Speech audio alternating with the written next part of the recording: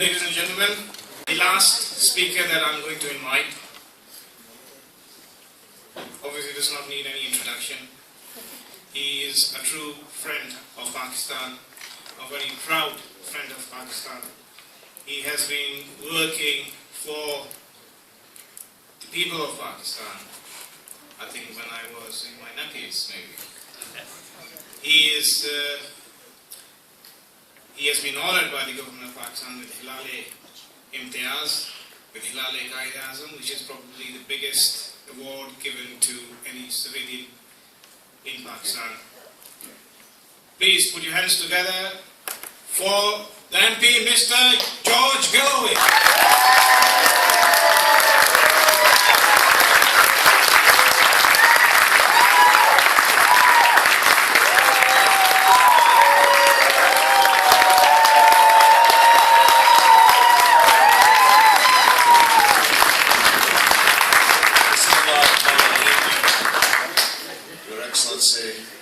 The Consul General of Pakistan, fellow parliamentarian David Ward, councillors, candidates, brothers and sisters, comrades and friends, Assalamu alaikum wa rahmatullahi wa barakatuh. Thank you for the invitation. Thank you for the warm welcome. And thanks to the previous speakers for their words to us this evening. I was not born into Pakistan, I chose it. I was not born onto the Sirat al-Mustaqim, I chose it. Nobody told me to do so. In fact, I became an honorary Pakistani before I had ever met a Pakistani.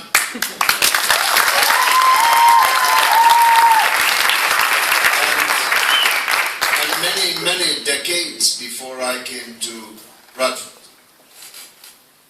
My introduction to Pakistan was to put a motion through the council of the city of Dundee, where I was born, pleading for the life of the Shaheed Zulfikar Ali Bhutto. And from that act and the campaign thereafter, I grew more and more absorbed into Pakistani society. I made thousands, maybe hundreds of thousands, maybe millions of friends in Pakistan and in the diaspora. I was awarded the Hilal-e-Qaid-e-Azam decades before I ever set foot in Bradford.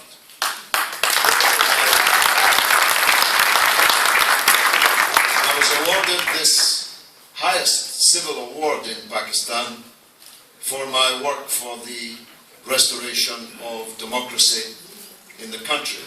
In the 1980s, I operated, sometimes undercover, inside Pakistan, under the leadership of a man in a red fez, Nawab Zada Nasrullah Khan. I don't know if any of you recall him. May God have mercy upon him. He was my boss.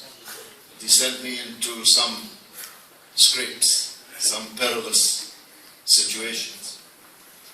In the early 1990s, I was awarded the Halal-e-Pakistan for my work for the people of Kashmir, which has continued until this day and until God decides to stop giving me breath. I will be fighting for the right of the people of Jammu and Kashmir.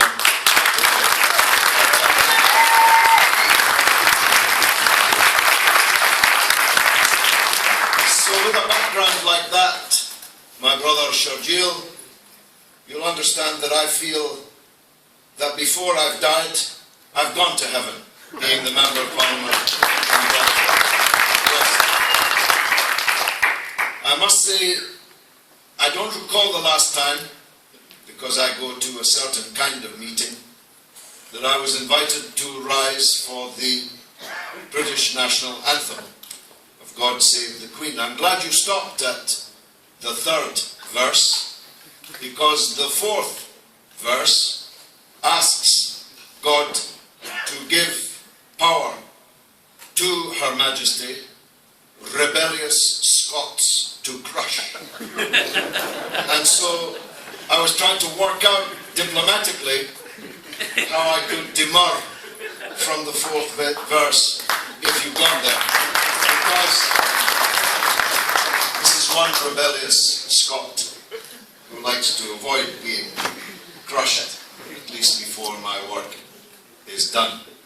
I only have one other point to make, but it is an important one. I appreciate your stricture, well observed so far, against politics. But this is a very difficult time for the Muslims in Britain. And it just got more difficult this day, when the Home Secretary, no less, declared a kind of political war against the Muslims in Britain, in a speech wholly unnecessary and entirely motivated by a desire to keep UKIP at arm's length for the return of a David Cameron government. She brought up the Trojan horse, even though just days ago a select committee of the House of Commons unmasked the Trojan horse as the Trojan hoax that we always said it was.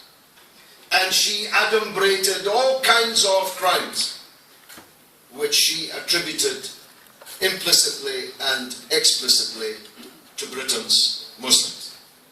So all of us have to, as well as standing for the British national anthem, be clear that we are here to stay, and we are the equal of each and every other citizen in the United Kingdom. We have nothing to apologize for. If a criminal commits a criminal act, it's because he or she is a criminal. There are no Muslim terrorists or Christian terrorists or Jewish terrorists. There are only terrorists, and we must condemn each and every one of them.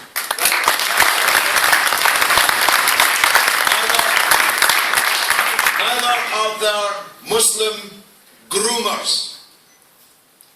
That well-known Muslim Sir Jimmy Savile, that well-known Muslim Sir Cyril Smith, those well-known Muslims in the cabinet, in the government, in the parliament, that are being investigated right now by the police, were not Christian criminals. They were just criminals.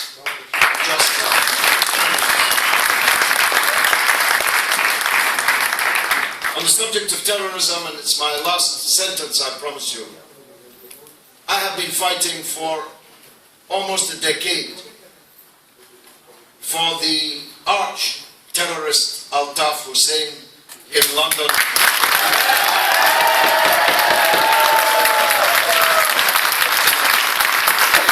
He returned to face the music in Pakistan, and what a hellish music he has created, night after night, on the telephone from Edgware in London, literally on television, ordering the murder and the mass destruction which he and his friends have caused in Pakistan, in Karachi in particular.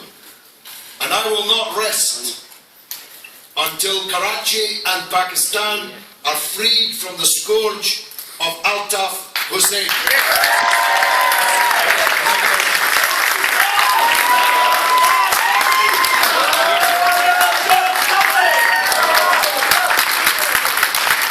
Okay.